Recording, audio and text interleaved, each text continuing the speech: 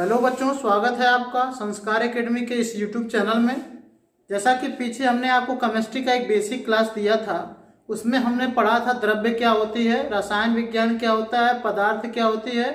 ठीक है, इन सब बातों का हमने विस्तृत अध्ययन किया था। साथ ही हमने ये भी पढ़ा था कि द्रव्य में कौन कौन से परिवर्तन होते हैं, भौतिक परिवर्तन क्या होता है और रासायनिक परिवर्तन क्या होता है।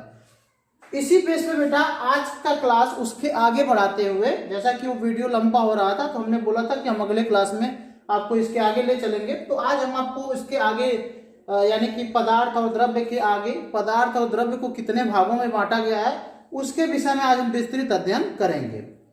देखिए बेटा, द्रव्य का वर्गीकरण दो आधार पर किया गया है। एक तो है भौतिक आधार पर वर्गीकरण और दूसरा हम कह सकते हैं कि रासायनिक आधार पर वर्गीकरण। तो कुल मिला के द्रव्य का जो वर्गीकरण किया गया है, द्रव्य को बांटने का जो कार्य किया गया है, वो दो आधार पर किया गया है। तो आइए सबसे पहले पढ़ते हैं भौतिक आधार पर वर्गीकरण। ठीक है बेटा, भौतिक आधार पर द्रव्य को तीन भागों में बांटा गया है। द्रव्य की तीन अवस्थाएं भौतिक आधार पर होती है।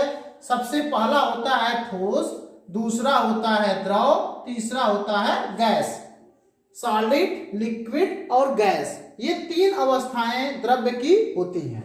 अब ऐसा नहीं कि यही तीन ही अवस्थाएं द्रव्य की होती हैं। भौतिक आधार पे तो सही है, तीन ही अवस्थाएं होती हैं, लेकिन अगर रासायनिक आधार पे देखा जाए तो वही द्रव्य तीन रूपों में पाया जाता है। या तो वह तत्व के रूप में पाया जाता है, या तो वह यौगिक के रूप में पाया जाता है, या तो वह मिश्रण के रूप में पाया जाता है। तो आइए बेटा सबसे पहले भौतिक आधार पे एक एक जो हमारा प्रकार है उसको विस्तार रूप से पढ़ते हैं। सबसे पहले ठोस। ठोस अवस्था क्या होती है? तो देखिए, ऐसी अवस्था जिसमें पदार्थ के जो कण होते हैं या द्रव्य के कण बहुत पास पास होते हैं। ठीक है ना बेटा, ऐसी अवस्था जिसमें पदार्थ के कण, कोई भी पदार्थ किससे मिलकर बना है बेटा? कणों से मिलकर बना है। जैसे ये मार्कर है, ये डस्टर है, अगर आप इसको खूब पीस दोगे ना तो छोटे छोटे कण ही मिलेंगे। कोई भी ठोस पदार्थ होगा या कोई भी पदार्थ होगा, वह छोटे छोटे कणों से मिलकर बना होता है। अगर वही छोटे छोटे कण बहुत पास पास रहते हैं तो उस अवस्था को कहते हैं ठोस अवस्था। कौन सी अवस्था बोलते हैं बेटा? ठोस अवस्था। यानी इन कणों के बीच में जगह बिल्कुल नहीं होता है। जैसे ये डस्टर है बेटा, इसमें ये मार्कर मैं घुसाना चाह रहा हूं, घुस नहीं रहा है। क्यों? क्योंकि इसके जो कण है ना बेटा ऐसे हैं, बहुत पास पास हैं, और इसमें हम अगर ये मार्कर घुसाना चाहेंगे तो नहीं घुसेगा क्योंकि जगह है ही नहीं। या अगर ऐसे जगह होता, कणों के बीच में बेटा ऐसे जगह होता तो हम अगर मार्कर घुसाते तो ये कण दूर हट जाते, और दूर हट जाते तो मार्कर घुस जाता, जगह बन जाती। लेकिन यहाँ पर तो जगह है ही नहीं कि दूर हटे, सब एक दूसरे को कह सकते हैं बिल्कुल एक दूसरे से सटे हुए हैं, तो दूर हटने के लिए जगह ही नहीं है, और इसी कारण यह ऐसी अवस्था ठोस अवस्था कहलाती है। तो आपको समझ में आ गया होगा कि पदार्थ की वह अवस्था जिसमें उसके अवयवी कण अत्यंत पास पास होते हैं, एक दूसरे के बिल्कुल निकट रहते हैं, उस अवस्था को कहते हैं ठोस अवस्था। या दूसरी परिभाषा जो आप बचपन से सुनते आए हो, और वो परिभाषा क्या है कि पदार्थ की ऐसी अवस्था जिसमें उसका आकार और आयतन दोनों क्या होता है? निश्चित होता है। जैसे ये डस्टर है बेटा, इसका आकार निश्चित है, ये आकार चेंज होने वाला नहीं है। इसको चाहे मैं पहाड़ पे रख दूं, चाहे मैं मेज पे रख दूं, चाहे मैं बाल्टी के अंदर रख दूं, चाहे मैं गिलास के अंदर रख दूं, इस डस्टर का जो शेप है, जो आकार है, वो चेंज नहीं होगा। दूसरा आयतन। आयतन का मतलब ये जितना स्थान घेरता है उसको आयतन कहते हैं। तो ये जितना स्थान यहाँ घेर रहा है उतना यह स्थान यहाँ पे मेज पे घेरेगा, उतना यह स्थान बाल्टी में घेरेगा, उतना यह स्थान ग्लास में घेरेगा, उतना यह स्थान पहाड़ पर घेरेगा। मतलब कि इसका आकार और आयतन दोनों निश्चित है।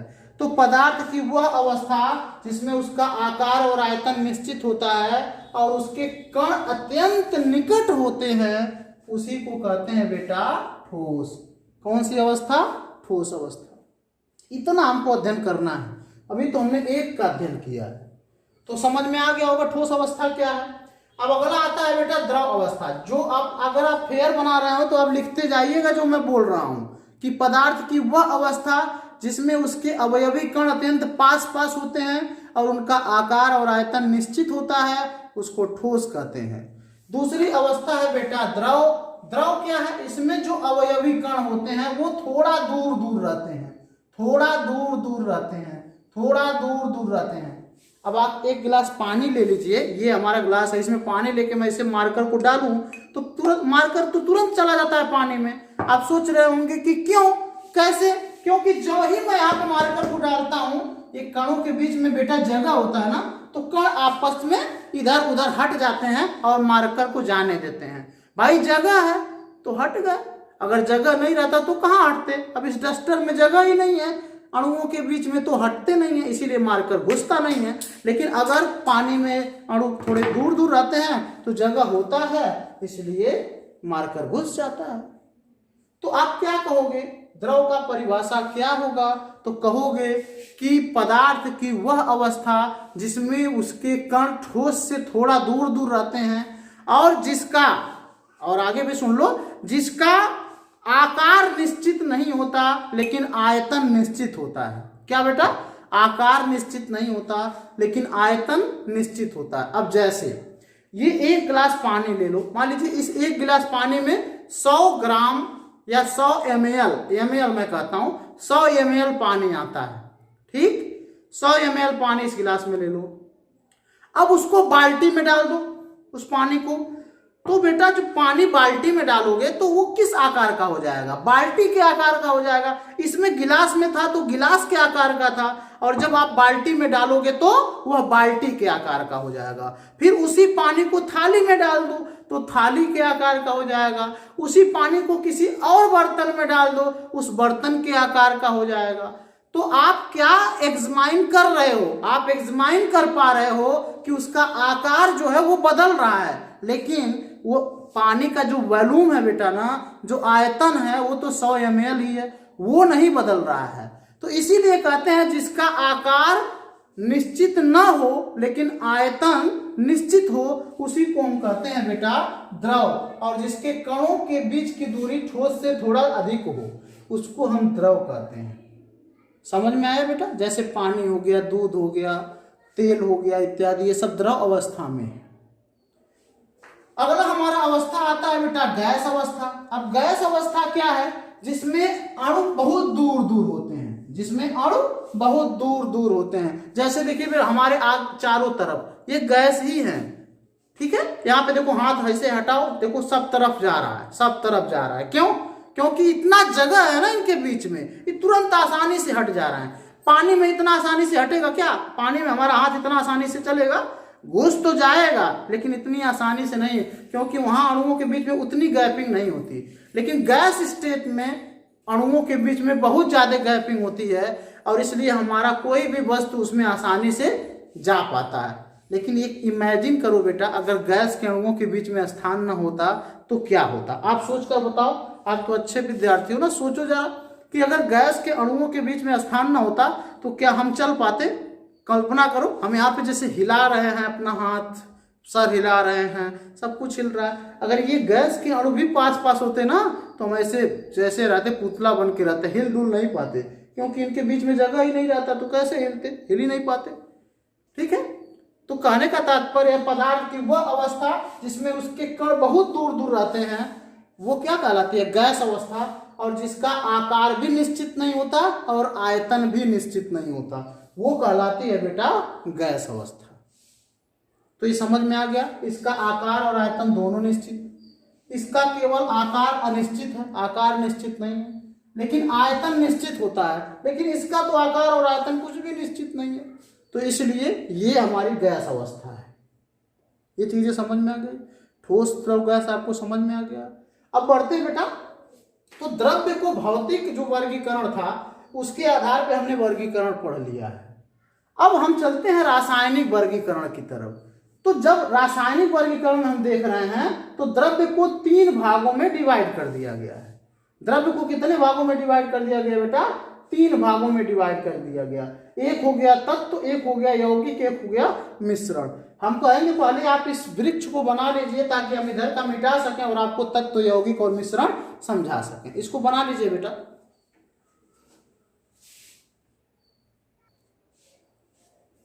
हाँ देखिए बेटा, तो रासायनिक वर्गीकरण के आधार पर द्रव्य को 3 भागों में बांटा गया है। पहला भाग है तत्व। ये समझना बहुत जरूरी है बेटा, बहुत इंपॉर्टेंट है। यहां से केमिस्ट्री आपकी बढ़िया से स्टार्ट हो चुकी है।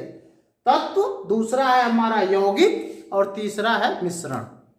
ठीक है, आइए सबसे पहले समझते हैं तत्व क्या होता है, एलिमेंट क्या होता है। तो यहां मैं आपको समझा रहा हूं तत्व क्या होता है, यानी कि एलिमेंट क्या होता है।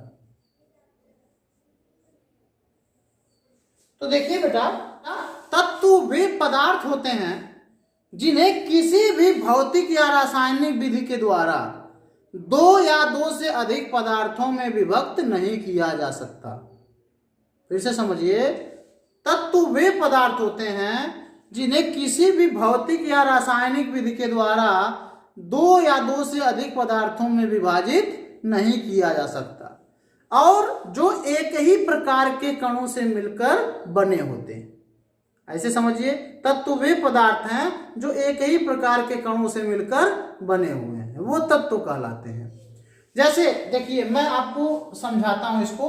हम लोहे का एक टुकड़ा ले लें, ठीक है बेटा, क्योंकि लोहा तत्व होता है तो लोहे का हम एक टुकड़ा ले लेते हैं।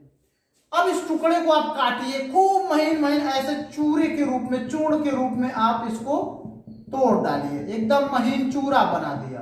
लो भाई, बुरादा जिसको बोल सकते हैं। लेकिन अगर इस बुरादे में आप खोजोगे तो इस बुरादे का प्रत्येक कण, मैं पूछूं क्या है बेटा, तो आप कहोगे सर जी इस बुरादे का प्रत्येक कण लोहा ही है। ऐसा नहीं हो सकता कि लोहा को तोड़ने पे कुछ और आप पा जाएं, संभव ही नहीं है कि कोई और पदार्थ आपको मिले। कि मिल सकता है। एल्यूमिनियम को तोड़ोगे, कितना भी महीन कर डालोगे, लेकिन जो भी कण मिलेगा वो एल्यूमिनियम ही होगा। ठीक है, उसी तरीके से कापर को आप तोड़ोगे तो कापर ही पाओगे। इसीलिए तो इसका परिभाषा कहा गया है कि 2 तत्व वे पदार्थ होते हैं जिनको 2 या 2 से अधिक पदार्थों में किसी, चाहे केमिकल विधि द्वारा या रासायनिक भौतिक विधि द्वारा, इनको डिवाइड नहीं किया सकता 2 पदार्थों में, क्योंकि ये एक ही पदार्थ से मिलकर बने ही होते हैं। और यह भी परिभाषा कहा जाता है कि तत्व एक ही प्रकार के कणों से मिलकर बने होते हैं, केवल एक प्रकार के कण से मिलकर तत्व बनते हैं। तो ये रही आपकी तत्व की परिभाषा। तत्व वे पदार्थ होते हैं जो एक ही प्रकार के कणों से मिलकर बने होते हैं, यानी उसको कितना भी तोड़ोगे तो जो भी निकलेगा उसका बुरादा, उसमें वही तत्व रहेगा, दूसरा कुछ भी आपको नहीं मिलने वाला है। ये समझ में आ गया बेटा तत्व क्या होता है। जैसे लोहा, कापर, तत्व तो 118 होते हैं। आगे आप पीरियोडिक टेबल भी पढ़ने वाले हो, hydrogen, helium, lithium, beryllium, boron, carbon, nitrogen, oxygen, fluorine, neon, ये सारे क्या है बेटा, ये एलिमेंट्स हैं, तत्व हैं। अब ऑक्सीजन को कितना भी आप छोटे भाग में डिवाइड कर दोगे, जो मिलेगा ऑक्सीजन ही मिलेगा, कुछ भी उसके अलावा आप नहीं पाओगे। ठीक है भाई, तत्व को बहुत करोगे तो अणु में तोड़ दोगे, अणु से परमाणु में टूट जाएगा, इतना ही कर सकते हो ना। तो वो परमाणु भी किसका होगा, उसी एलिमेंट का होगा, उसी तत्व का होगा। ठीक, अब चलते हैं बेटा यौगिक को समझते हैं। जो भी हम परिभाषा बोल रहे हैं बेटा, उसको वीडियो को पॉज करके आप लिख लीजिएगा फेयर कॉपी में, यानी कंपाउंड इसको बोलते हैं। तो यौगिक क्या होता है, तो 2 या 2 से अधिक तत्वों को, तत्व यौगिक किससे बनते हैं बेटा, तत्व से ही बनते हैं। 2 या 2 से अधिक तत्वों को, ठीक है, अगर एक निश्चित अनुपात में मिलाया जाता है तो यौगिक बनता है। फिर से 2 या 2 से अधिक तत्वों को, जैसे कि H2 है बेटा, ये क्या है, 2 तत्व है, लेकिन 2 या 2 से अधिक तत्वों को मिलाना जरूर है, लेकिन निश्चित अनुपात में मिलाना है। जैसे हाइड्रोजन और ऑक्सीजन का रेशियो हमेशा 2:1 ही रहेगा। बात समझ में आ रहा बेटा। अगर ये रेशियो आप गड़बड़ किया, ऐसे नहीं कि चाहे जितना हाइड्रोजन ले लिए, चाहे जितना ऑक्सीजन ले लिए, मिला दिए तो आप H2O बन जाएगा, कभी नहीं बनेगा। तब वो मिश्रण बन जाएगा हाइड्रोजन ऑक्सीजन का, जब आप किसी भी रेशियो में मिलाओगे। लेकिन जो रेशियो फिक्स है, अगर उस रेशियो में मिलाओगे तब जाकर यौगिक बनेगा। जैसे यहाँ रेशियो हमने बताया, उसी तरीके से NaCl है, मान लीजिए NaCl है बेटा। अब मान लीजिए यहाँ पे रेशियो है 1:1। अगर 1 किलो Na लोगे, 1 किलो क्लोरीन लोगे, उसको मिलाओगे तब NaCl बनेगा। यानी जो अनुपात होगा वो 1:1 में ही होना चाहिए। चीजें क्लियर है? तो 2 या 2 से अधिक तत्वों को जब हम एक निश्चित अनुपात में मिलाते हैं तो क्या प्राप्त होता है? यौगिक प्राप्त होता है। फिर से 2 या 2 से अधिक तत्वों को जब हम एक निश्चित अनुपात में मिलाते हैं तो यौगिक मिलता है, जैसे NaCl, H2O इत्यादि। अब अगला आता है बेटा मिश्रण, मिक्सचर। चलिए मिश्रण को भी पढ़ लेते हैं।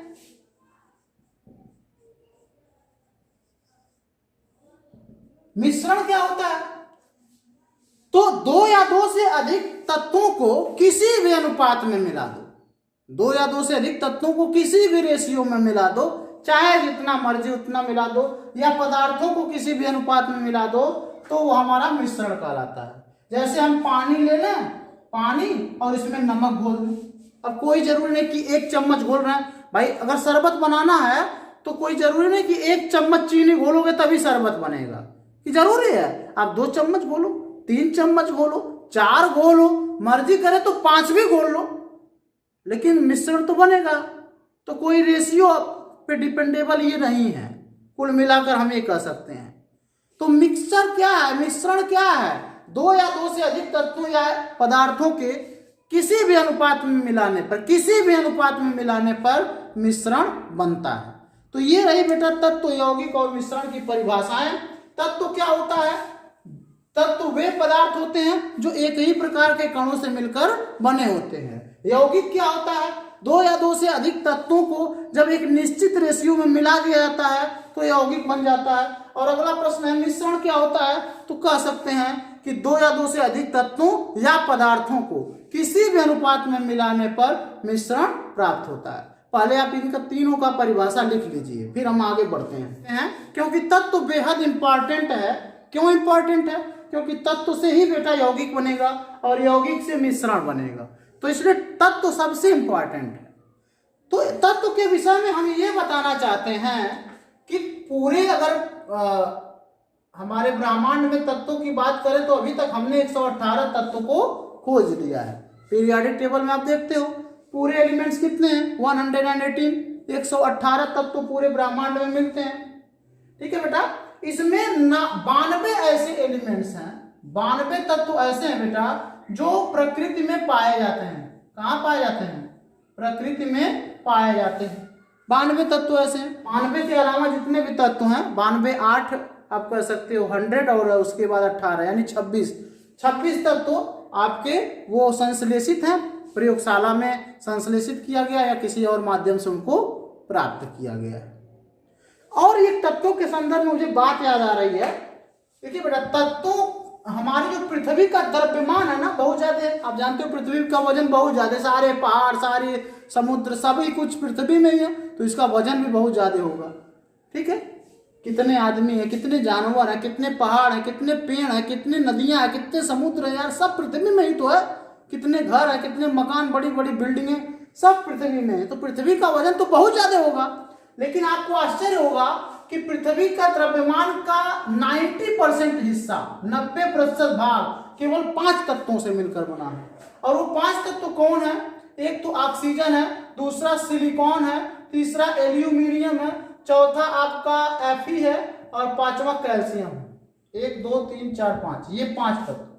यानी कुल मिलाकर कहें कि पृथ्वी के द्रव्यमान का 90% हिस्सा वो इन्हीं 5 तत्वों से मिलकर बनता है, ऑक्सीजन, सिलिकॉन, एल्यूमिनियम, आयरन और कैल्शियम से। पृथ्वी के द्रव्यमान का हिस्सा मैं बता रहा हूं। और मानव का अगर पूछा जाए 90% भाग किससे मिलकर बना है, तो मानव का लगभग 90% हिस्सा केवल 3 तत्वों से मिलकर बना है, और वो है ऑक्सीजन और दूसरा कार्बन और तीसरा हाइड्रोजन। ये 3 ही तत्व मनुष्य के शरीर में मुख्यतः पाए जाती है। तो ये एक इंपॉर्टेंट फैक्ट था, इसको मैंने आपको बताया, इसको आप नोट कर लीजिए। फिर हम बढ़ते हैं तत्वों का वर्गीकरण, धातु, अधातु और उपधातु क्या तत्व के जो वर्गीकरण है इसके विषय में पढ़ लेते हैं। तो तत्व को 3 भागों में, अगर 118 तत्व हमको ज्ञात है, उनको बांटा गया है, तो कुल मिला जुला के कह सकते हैं तत्व को कितने भागों में बांटा गया बेटा? 3 भागों में। पहला है धातु, दूसरा अधातु, तीसरा उपधातु। ठीक है, तो सबसे पहले समझेंगे धातु क्या होता है, यानी कि मेटल क्या होता है। तो आगे आपको चैप्टर में भी विस्तार पूर्वक पढ़ाया जाएगा धातु क्या होता है। फिलहाल यहाँ पे मैं थोड़ी सी नॉलेज देता हूं। देखिए बेटा, ऐसे तत्व जो इलेक्ट्रॉन को त्यागते हैं, अब इलेक्ट्रॉन को कैसे त्यागेंगे ये आगे के क्लास में हम बढ़िया से आपको समझाएंगे। फिलहाल अभी यही समझिए कि ऐसे तत्व जो इलेक्ट्रॉन को त्यागते हैं, ठीक है, वो धातु कहलाते हैं। जो इलेक्ट्रॉन को त्याग कर धनायन बनाते हैं वे धातु कहलाते हैं। जैसे बेटा सोडियम हुआ, सोडियम क्या करता है? सोडियम के अंतिम कक्षा में चूंकि एक ही इलेक्ट्रॉन होता है, इसलिए वह इलेक्ट्रॉन को दान करता है। या अंतिम कक्षा में 8 इलेक्ट्रॉन होने चाहिए, तो या तो वो 7 किसी से ले या तो 1 अपना दे। तो 7 लेना महंगा है बेटा, 1 देना बढ़िया है। इसीलिए सोडियम क्या करता है? वो 1 इलेक्ट्रॉन का त्याग करता है और क्या बनाता है? Na+ और +1 इलेक्ट्रॉन को यह त्यागता है, यूं कह सकते हैं। ठीक है, अगर ऐसे आपको समझ में नहीं आ रहा है तो और भी हमारे पास डेफिनेशन है, परिभाषा है, घबराने की जरूरत नहीं है। ऐसे तत्व जो कठोर होते हैं, सख्त, कठोर का मतलब समझ रहे हो ना, ठोस अवस्था की तरह, ठोस सॉलिड स्टेट की तरह। तो ऐसे तत्व जो कठोर होते हैं, देखिए क्या क्या मैं लिख रहा हूं, ध्यान से लिखिएगा। जो कठोर होते हैं, दूसरा आघात वर्धनीय, आघात वर्धनीय होते हैं। ठीक है, तीसरा जिसमें धात्विक चमक होती है, धात्विक चमक। ठीक है, चौथा जिसमें तन्यता का गुण पाया जाता है। पांचवा जिनके गलनांक और क्वथनांक ज्यादा। देखिए कितनी सारी परिभाषाएं मैं बता दी आपको, कितनी सारी परिभाषाएं बता दी। ऐसे तत्व जो कठोर होते हैं, कठोर तो समझ ही जाओगे, जैसे लोहा है वो कठोर है।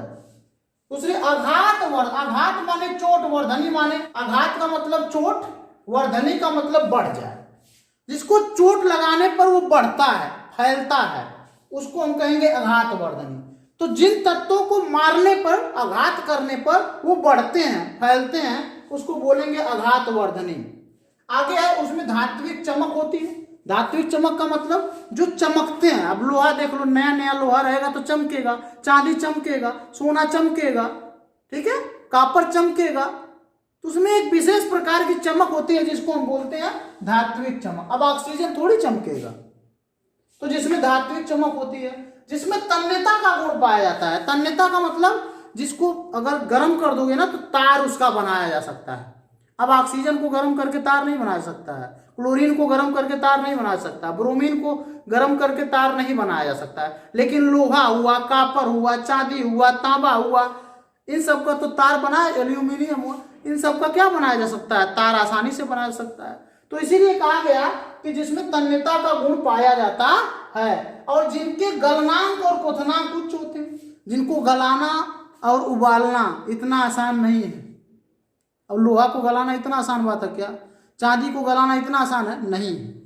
तो जिनके गलनांक और क्वथनांक उच्च होते हैं उन सभी को क्या कहते हैं बेटा? धातु कहते हैं। उम्मीद करते हैं धातु आपको मस्त समझ में आया होगा। सबसे नंबर 1 टॉपिक से लर्न करिए, जो इलेक्ट्रॉन को त्यागते हैं। दूसरा जो आघात वर्धनी होते हैं, आघात वर्धनी का मतलब भी मैंने आपको समझाया, इनको चोट मारने पर वो फैलते हैं। तीसरा जिसमें तन्यता का गुण पाया जाता है। चौथा जिसमें धात्विक चमक होती है। पांचवा जिसमें गलनांक और क्वथनांक उच्च होते हैं।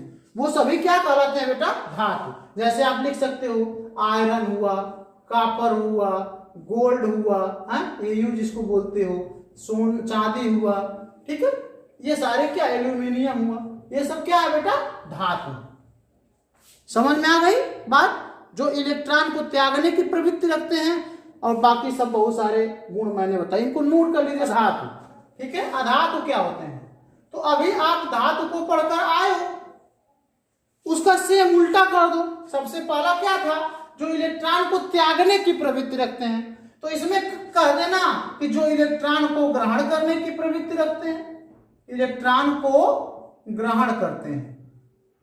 जैसे अगर Na इलेक्ट्रॉन को दान करता है बेटा, तो आप जानते हो कि Cl जो होता है क्लोरीन, उसके अंतिम कक्षा में 7 इलेक्ट्रॉन होते हैं, तो इलेक्ट्रॉन को वो ग्रहण करता है। अगर Na दान करेगा तो Cl ग्रहण करेगा।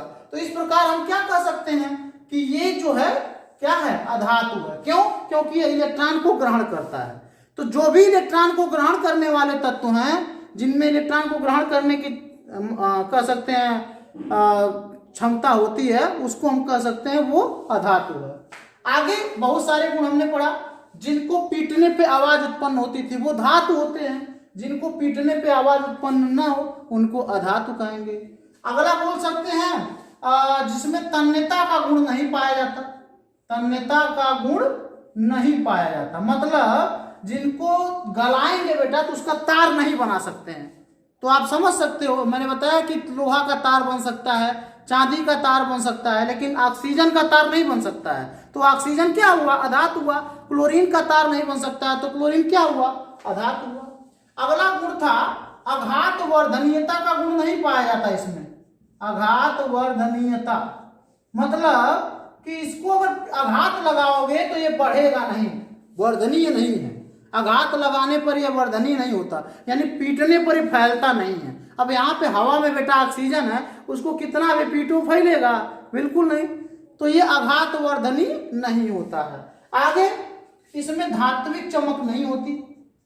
क्या नहीं होता बेटा, धात्विक चमक नहीं होती। जैसा कि आप धातुओं में पढ़े थे, उसमें धात्विक चमक होती थी। और अगला है सबसे लास्ट कह सकते हैं, इसके गलनांक और क्वथनांक अत्यंत निम्न होते हैं। गलनांक और क्वथनांक ये उच्च नहीं होते हैं बल्कि निम्न होते हैं। तो ये रहा बेटा अधातुओं का परिचय, जो इलेक्ट्रॉन को ग्रहण करते हैं, जिसमें तन्यता का गुण नहीं पाया जाता, जो आघात वर्धनीय नहीं होते, जिनको पीटने पे आवाज उत्पन्न नहीं होती, जिनमें धात्विक चमक नहीं होती है, और जिनके गलनांक और क्वथनांक अत्यंत निम्न होते हैं, वो सभी कहलाते हैं धातु। जैसे उदाहरण में आप ऑक्सीजन लिख सकते हो, क्लोरीन लिख सकते हो, हाइड्रोजन लिख सकते हो, फ्लोरीन लिख सकते हो, बहुत सारे हैं बेटा। जितने भी गैसें हैं सभी अधातु ही हैं। ठीक है बेटा, अब पढ़ते हैं बेटा, इसको मिटा देते हैं। आप इसको नोट कर लीजिएगा पॉइंट से, मैं इसको मिटाता हूं। अब समझते हैं उपधातु क्या होता है।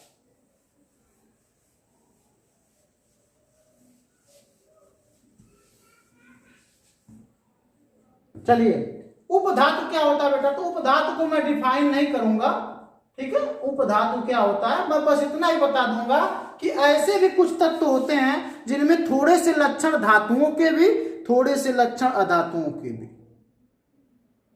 ठीक है। थोड़े से लक्षण धातुओं के भी आ जाते हैं, थोड़े से लक्षण अधातुओं के भी होते हैं, उनको कहते हैं बेटा हम उपधातु। जैसे सिलिकॉन, जर्मेनियम इत्यादि, ये सब उपधातु हैं।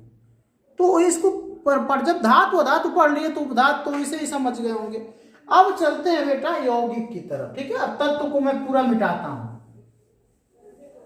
प्रश्न ये है कि यौगिक क्या होता है, यानी कि कंपाउंड क्या होता है। तो हमने पहले भी आपको समझाया कि जब दो या दो से अधिक तत्वों को एक निश्चित अनुपात में मिला देते हैं, किस अनुपात में, निश्चित अनुपात में। जैसे हमने बताया बेटा कि MgCl2 है, मैग्नीशियम क्लोराइड। इसमें आप देख पा रहे हो कि मैग्नीशियम और क्लोरीन का एक अनुपात है। उसी तरीके से NaCl है, सोडियम क्लोराइड देख पा रहे हो 1:1 है, यहाँ 1:2 है। तो कहने का अब हमने क्या कहा, अभी अभी हमने पीछे समझाया है, ऐसा नहीं है कि चाहे जितना सोडियम ले लोगे, चाहे जितना क्लोरीन ले लोगे, उनको एक बर्तन में इसे मिला दोगे और NaCl बन जाएगा, ऐसा कुछ नहीं होगा, ठीक है। कब बनेगा, जब एक भाग यानी एक, अगर जितना सोडियम लेते हो 1:1 का मतलब जितना सोडियम है उतना ही क्लोरीन चाहिए, तब जाके तो रिश्ता बनेगा, नहीं तो रिश्ता फिश्ता बनने वाला नहीं है। तो अनुपात निश्चित होना चाहिए, ऐसे नहीं चाहे जितना मिला दिए बन गया तो मिश्रण बन जाएगा, यौगिक नहीं बनेगा। तो यौगिक समझ गए होंगे बेटा आप। अब यौगिक कौन कौन प्रकार हैं, सबसे पहला है आयनिक यौगिक, दूसरा सहसंयोजी यौगिक। तो ये सब बेटा जो यौगिक के रूप हैं इसको थोड़ा सा हमको समझाने के लिए आगे पढ़ाना पड़ेगा। भाई इलेक्ट्रॉन का देन लेन पढ़ोगे तभी तो जानोगे आयनिक यौगिक क्या है। वैसे मैं थोड़ा थोड़ा बता देता हूँ, लेकिन इसको मैं वादा करता हूँ आपसे फिर बाद में विस्तार से एक्सप्लेन करूंगा। तो सबसे पहले आयनिक यौगिक क्या है? तो ऐसे यौगिक जो इलेक्ट्रॉनों को देन लेन से बनते हैं। देन लेन, एक इलेक्ट्रॉन को दे और दूसरा इलेक्ट्रॉन को ले, उसको बोलेंगे आयनिक यौगिक। जैसे सोडियम क्लोराइड में मैंने बताया, अभी अभी आपको पढ़ाया कि Na क्या करता है, एक इलेक्ट्रॉन को देता है तो Na प्लस हो जाता है, और क्लोरीन क्या करता है, इसका दिया हुआ ले लेता है, बस रिश्ता बन गया। एक ने दे दिया, दूसरे ने ले लिया, हो गया रिश्ता। तो एक देने वाला हो, दूसरा लेने वाला हो, इस प्रकार के यौगिक को बोलेंगे बेटा आयनिक यौगिक। जैसा कि आपके सामने नमक है NaCl यानी सोडियम क्लोराइड, वैसे ही मैग्नीशियम क्लोराइड भी है, मैग्नीशियम क्लोराइड, ठीक है। यहाँ पे MgCl2 बन रहा है, क्योंकि जो मैग्नीशियम 2 इलेक्ट्रॉन को दान करता है। कितने को दान करता है बेटा? 2 इलेक्ट्रॉन को। और क्लोरीन कितने इलेक्ट्रॉन को लेता है? केवल 1 इलेक्ट्रॉन को लेता है। तो इसलिए यहाँ पे MgCl2 2 क्लोरीन की आवश्यकता होती है। लेकिन ये यौगिक कौन सा यौगिक है? आयनिक। क्यों? क्योंकि यहाँ पर एक बंदा इलेक्ट्रॉन को दे रहा है, दूसरा बंदा इलेक्ट्रॉन को ले रहा है, तो इसलिए ये आयनिक यौगिक है। समझ गए होंगे आप। दूसरा बेटा होता है सहसंयोजी यौगिक, ठीक है। दूसरा कौन सा यौगिक है? सहसंयोजी यौगिक, कोवैलेंट कंपाउंड भी कह सकते हैं इसको। तो सहसंयोजी यौगिक में दोनों लोग देते हैं। दोनों लोग देने का मतलब बेटा दोनों साझा करते, देते नहीं कहेंगे, साझा करते हैं। जैसे CH4 को ले लेते हैं, यानी कि ये हमारा क्या है? मेथेन है। क्या है बेटा? मेथेन। अब यहां पे क्या देख रहे हो? कार्बन के पास 4 इलेक्ट्रॉन देने के लिए थे और हाइड्रोजन के को 4 इलेक्ट्रॉनों की आवश्यकता थी। 4 हाइड्रोजन को 1-1 इलेक्ट्रॉन की आवश्यकता थी, 1-1 इनके पास थे। तो इन्होंने क्या किया? इससे साझा कर लिया, इससे साझा कर लिया, इससे साझा कर लिया, इससे साझा कर लिया। मतलब इस वाले यौगिक में कोई किसी को दिया नहीं है, ये दोनों लोग आपस में साझा कर लिए कि भाई चलो तुम्हारा भी काम चलेगा, हमारा भी काम चलेगा, तुम्हारा भी काम चलेगा, हमारा भी काम चलेगा। हम लोग देन लेन नहीं करेंगे। ऐसा नहीं कि एक आदमी दे रहा है दूसरा ले रहा है, उसमें एक दाता हो गया दूसरा भिखमंगा हो गया, ठीक है। लेकिन यहाँ पे ना कोई दाता ना कोई भिखमंगा है, यहाँ पे सभी दोनों साझा सम्मान की जिंदगी जी रहे हैं। भाई हम भी, हमारा भी है, तुम हमारा भी काम चलाओ, हम तुम्हारे से काम चलाते हैं। तो अब ये कैसे बनता है ये बाद में बेटा, अभी नहीं, अभी हम बेसिक पढ़ा रहे हैं। तो ये बाद में बताएंगे कि कैसे साझेदारी होती है। फिलहाल इतना ही समझिए कि ऐसे यौगिक जो इलेक्ट्रॉनों के साझेदारी से बनता है उसको हम कहते हैं बेटा सहसंयोजी यौगिक। और उप सहसंयोजी यौगिक जो है बेटा, इसको तो मुझे बाद में ही पढ़ाना पड़ेगा, क्योंकि अभी आप बिल्कुल केमिस्ट्री में बिल्कुल नए हो। ये मैं बाद में पढ़ाऊंगा, अभी नहीं पढ़ाऊंगा, क्योंकि इसको पढ़ाने का मतलब आपको बिल्कुल समझ में नहीं आएगा, ठीक है। अब यहाँ पे देखिए कार्बनिक यौगिक है और अकार्बनिक यौगिक है। तो कार्बनिक यौगिक वह यौगिक होता है जिसमें कार्बन होता है। ऐसे यौगिक जिसमें कार्बन उपस्थित हो उसको कार्बनिक यौगिक कहते हैं। जैसे ये भले से सहसंयोजी यौगिक था, लेकिन इसको भी आप कार्बनिक यौगिक कह सकते हो, ठीक है। तो ये कार्बनिक यौगिक हो गया। और ऐसा यौगिक जिसमें कार्बन ना हो, जैसे NaCl हो गया, ये अकार्बनिक यौगिक। तो ये तो आसान ही है, केवल ये आपको नहीं पढ़ाया गया, ये बाद में मैं पढ़ाऊंगा। कार्बनिक यौगिक क्या होता है? जिसमें कार्बन हो, जैसे CH4, C2, H6, C3, H6, ठीक है, C3 है बेटा यहाँ पे, C4, H10, बहुत सारे यौगिक हैं। ये सब क्या है? कार्बनिक यौगिक है, जिसमें कार्बन उपस्थित होता है। लेकिन जिसमें कार्बन उपस्थित नहीं होता, जैसे NaCl, MgCl2, ये सब क्या है? अकार्बनिक यौगिक। तो इतने प्रकार के यौगिक मैंने आपको समझा दिया। आयनिक क्या होते हैं, सहसंयोजी क्या होते हैं, उप सहसंयोजी नहीं पता है, वो बाद में बताएंगे, कार्बनिक और अकार्बनिक। ओके बेटा, अब चलते हैं मिश्रण को भी लगे हाथ समझ लेते हैं, और इसी के साथ क्लास भी हम ओवर कर देंगे कल से, और आपको बेसिक क्लास में मजा आएगा, क्योंकि अभी हमारा थ्योरी बेस्ड क्वेश्चन अब धीरे धीरे समाप्त हो गए हैं। अब कल से आपको पीरियोडिक टेबल मैं स्टार्ट करूंगा, मजा आने वाला है बेटा। अब देखिए मिश्रण, तो मिश्रण मैंने बताया कि 2 या 2 से अधिक पदार्थों को किसी भी अनुपात में मिला दोगे ना, किसी भी अनुपात में बेटा, तो वो बन जाएगा आपका मिश्रण। मिश्रण कितने प्रकार का होता है? 2 प्रकार का होता है। एक होता है समांगी मिश्रण, दूसरा होता है विषमांगी मिश्रण। अब आइए बताते हैं कौन समांगी मिश्रण होता है और कौन विषमांगी मिश्रण होता है। जैसे बेटा मान लीजिए आप यहाँ पे पानी रखा हुआ है, ठीक है, पानी, और इसमें आपने NaCl बोल दिया। क्या बोल दिया बेटा? NaCl यानी कि नमक। पानी था, इसमें नमक बोल दिया और इसको खूब अच्छी तरीके से आपने किसी भी बर्तन से मिला दिया, अच्छी तरीके से चम्मच से मिला दिया। अब आपको मैं बताऊं कि बताओ कहाँ नमक ज्यादा है कहाँ कम है। खूब आप घोल दिए, बढ़िया से मिल गया। तो मैं पूछूं कहाँ ज्यादा नमक है कहाँ कम नमक है, तो आप बता नहीं पाओगे। जहां भी चीखोगे, जहां भी चखोगे, वहां पे नमक सेम ही उतरेगा, कहीं पर ज्यादा कहीं पर कम आपको नहीं मिलेगा। इस प्रकार का मिश्रण कहलाएगा समांगी मिश्रण, ठीक है। तो ऐसा मिश्रण जिसके संगठन में ऐसा मिश्रण जिसके प्रत्येक जगह पर अणुओं का संगठन समान है, उसको कहेंगे समांगी मिश्रण। हर जगह पर, चाहे हम यहाँ ऊपर से ले लें, यहाँ पे नीचे से ले लें, एकदम तली से ले लें, हर जगह नमक और पानी की मात्रा जो अणु है वो समान रूप से मिले हुए हैं, उसको कहेंगे बेटा समांगी मिश्रण। और दूसरा विषमांगी मिश्रण क्या होता है? तो जैसे बेटा हम एक बर्तन ले लेते हैं, यहाँ पे देखिए एक बर्तन हमने ले लिया, इसमें हम कुछ रेत ले ली, बालू जिसको बोलते हो, और कुछ चीनी ले लीजिए, ठीक है, कुछ बालू ले लिया, कुछ चीनी ले लिया, इसको मिलाओ। कितना भी बढ़िया से तुम मिला दो ना, दिन भर मिलाते रहो, लेकिन मैं कहूँ बेटा कि क्या हर जगह चीनी और बालू समान है? तो आप थक जाओगे मिलाते मिलाते, फिर भी शाम हो जाएगी, लेकिन आप चीनी बालू को हर जगह समान नहीं कर पाओगे। कहीं चीनी ज्यादा रहेगा, कहीं बालू ज्यादा रहेगा। इस प्रकार के मिश्रण को हम कहते हैं विषमांगी मिश्रण। ऐसा मिश्रण जिसमें हर जगह कणों का संगठन समान नहीं है, प्रत्येक जगह कणों का संगठन समान नहीं है, उसको कहेंगे विषमांगी मिश्रण। जैसे बालू और चीनी का मिश्रण। लेकिन ऐसा मिश्रण जिसके अणुओं का संगठन हर जगह समान है, उसको कहेंगे समांगी मिश्रण, जैसा कि नमक और पानी का मिश्रण। और एक बहुत ही इंपॉर्टेंट बात मैं बता रहा हूं कि समांगी मिश्रण को विलयन भी कह सकते हो। विलयन क्या है? एक तरह का समांगी मिश्रण है। विलयन क्या है बेटा?